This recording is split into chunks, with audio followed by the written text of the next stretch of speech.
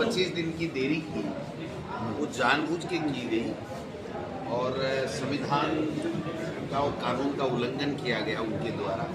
उससे मैसेज खराब गया।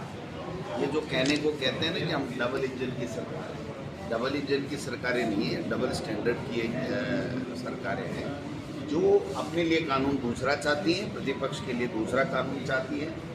मोदी को इतना देरी लगाने का कोई कारण समझ में नहीं आता। वो कह रहे एजी से राय ले रहे हैं। मैं समझता हूँ पहली बात तो इसमें एजी की राय की आवश्यकता नहीं है, और दूसरी बात है अगर एजी से भी राय ली तो ऐसे संवेदनशील मामले में एजी भी 1 दिन में 2 दिन में राय दे देता है।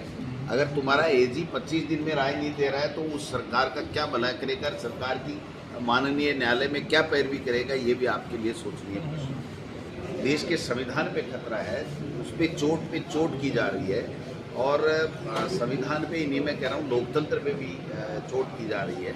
आप देख रहे हो चुनाव आयोग में मुख्य जो हमारे चीफ जस्टिस ऑफ इंडिया होते थे उनको हटा दिया गया, और दूसरा जो वोटर लिस्ट का जो मामला है, राहुल गांधी जी पूछ रहे हैं महाराष्ट्र में कितने वोटर, ये 45 लाख वोटर कैसे बढ़े बताइए, कोई बता नहीं रहा है। संवैधानिक संस्थाएं चाहे वो चुनाव आयोग हो, ईडी हो, इनकम टैक्स हो, वो सारी के सारे कोलैप्स कर गई हैं, मनमर्जी से चला रहे हैं उनको, और राजनीतिक दुर्भावनाओं से काम किया जा रहा है। आपने देखा होगा कि सुप्रीम कोर्ट ने कल या परसों में ईडी के लिए किन शब्दों का प्रयोग किया है। ये हमारे देश के लिए चिंता का विषय बना हुआ है, और जिस प्रकार से विदेशों में 80 यात्राएं हमारे प्रधानमंत्री जी ने की, और जब समय पड़ा ऑपरेशन सिंदूर में एक भी देश हमारे साथ नहीं आया। किसान रोजाना आंदोलन करते ही हैं, 700 किसान मारे गए, कानून में मनमर्जी ऐसे संशोधन करते हैं, सीए ले लो, वक्फ बिल ले लो, वो ले लो। ये सिर्फ और सिर्फ इसलिए ला रहे हैं कि यहाँ पर हिंदू मुस्लिम होता रहे, और बहुसंख्यक जो हिंदू हैं उनके वोट उनको मिलते रहे, वो अपनी राजनीतिक रोटियां चमकाती रहे, बाकी उनको कानून से कोई लेना देना नहीं है।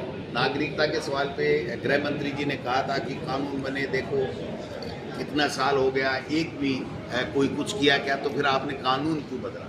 अगर आपने एक ही नहीं किया तो फिर कानून तो छेड़छाड़ करने के लिए बदला ना, कि इनमें आपस में आक्रोश आए और आक्रोश से हमारी राजनीतिक रोटियां सीखती रहें, और देश मणिपुर जल रहा है, कोई पूछने वाला नहीं है, आप बताइए क्यों नहीं है?